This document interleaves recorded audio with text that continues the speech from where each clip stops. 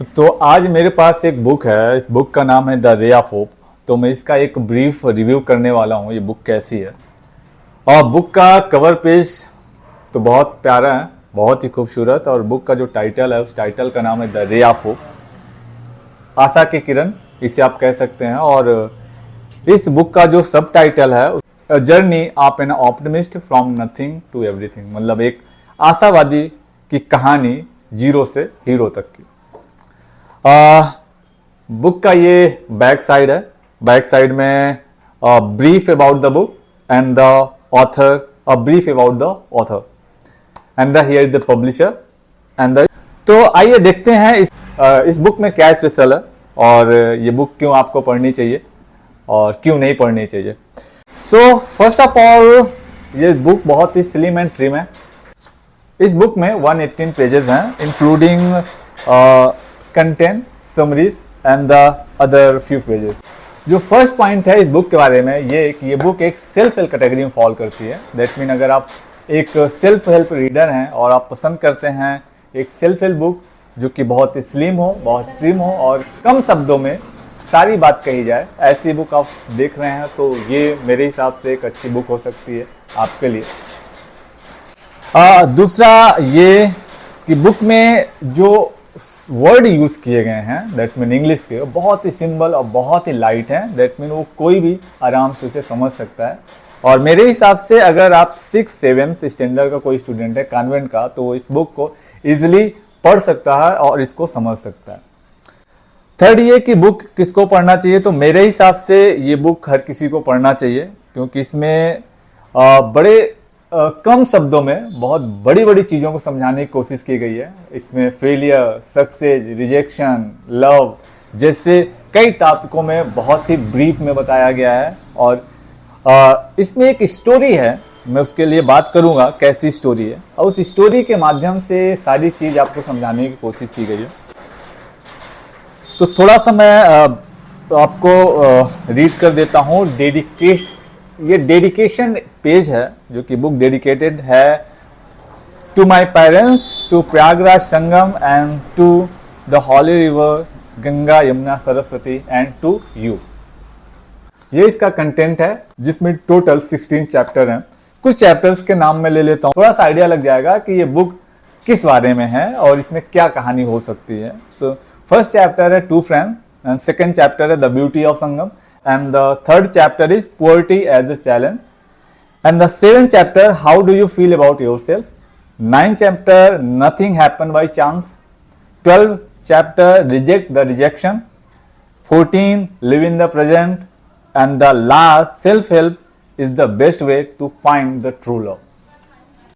तो चैप्टर तो काफी इंटरेस्टिंग है, चैप्टर के टाइटल भी काफी इंटरेस्टिंग है।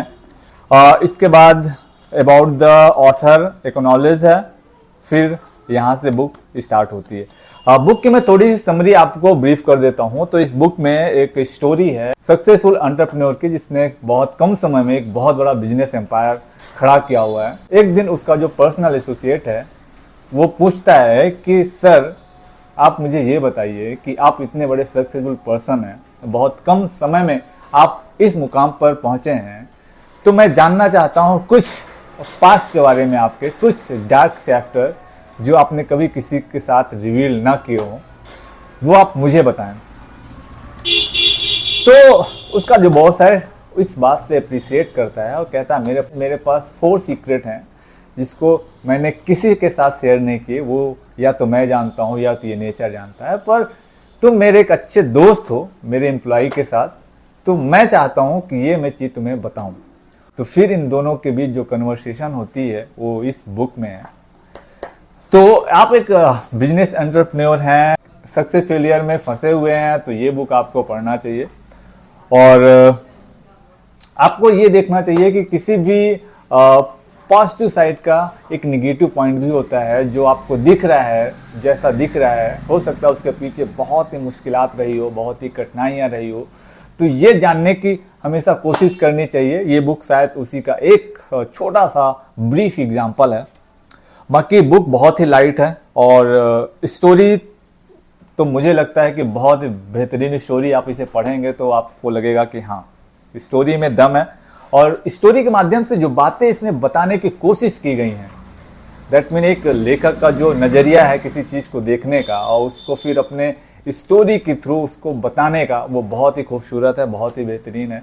और मुझे लगता है ये बुक आपको कभी ये नहीं फील होने देगी कि आपका सिलेक्शन बहुत गलत था। और मुझे लगता है ये आपकी फेवरेट बुक हो सकती है, one of the favourite book में से एक हो सकती है अगर आप इसको पढ़ने को। इसके अलावा कहीं कहीं पे स्टोरी ऐसा लगता है कि यहाँ पे थोड़ा सा लैक हो गया। यहाँ पे अगर यहाँ पर अगर लेखक थोड़ा सा और टाइम देता, इसको थोड़ा सा और एम्फेसाइज करने की कोशिश करता तो कहानी और बेहतरीन हो सकती थी। लेकिन मुझे लगता है कि लेखक की जो कोशिश थी वो ये थी कि इस बुक को कम शब्दों में लिखा जाए और कम शब्दों में बहुत ढेर सारी बातें कह दी जाएं, क्योंकि जब हम बातों को एक्सप्लेन करने लगते हैं, जब हम पूरा डिटेल में बताने लगते हैं, तो लोगों की जो सोचने की क्षमता है वो जीरो की तरफ चली जाती है, फिर वो खुद नहीं सोच पाते। लेकिन जब हम लोगों को सिर्फ हिंट देते हैं, एक ब्रीफ बता देते हैं, फिर लोगों की खुद की जो थिंकिंग एबिलिटी है वो डेवलप होती है, वो खुद ये सोचने पर मजबूर होते हैं कि अब इसके आगे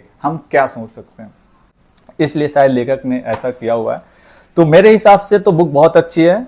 बाकी सारी बुक में, बाकी हर बुक में थोड़ा सा पॉजिटिव और थोड़ा सा निगेटिव पॉइंट होता है। तो अगर एक मैं देखूं तो मेरे लिए थोड़ा सा निगेटिव ये है कि जो इसकी कहानी है इसको अगर और डिटेल्स में लिखे जाती, इस पेज को 200 एबव ले जाया जाता, तो ये एक बहुत ही बेहतरीन किताब होती मेरे लिए। क्योंकि कहीं ना कहीं मैं कहानियों में चीज़ों को सीखने की कोशिश करता हूँ और मेरा हमेशा से कोशिश रहता है कि मैं कहानियों के थ्रू ही चीज़ों को सीखूं, चाहे वो फेलियर हो, चाहे सक्सेस हो, चाहे मोटिवेशन हो, चाहे लाइफ स्किल हो, कुछ भी हो, क्योंकि वो हमें आसानी से पोलाइटली समझ में आ जाती हैं। तो बुक पढ़िएगा और बुक का रिव्यू आप कमेंट में लिखिएगा। ये बुक कहाँ पर अवेलेबल है वो मैं बता दूँ, तो ये बुक अवेलेबल है फ्लिपकार्ट, अमेजोन और नोशन प्रेस पे।